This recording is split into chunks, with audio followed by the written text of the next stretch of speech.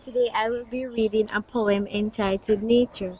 Listen to the poem carefully and then identify all the things that contribute to nature. Nature. Nature is everywhere, on the ground and in the air.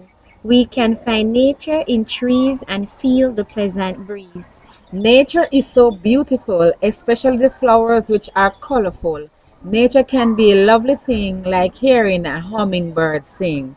We can see marvelous creatures if we follow the path of nature, like birds and butterflies which fly so high, fluttering in the sunny sky. Bats flying at night between the trees, and the honey collectors like the bee.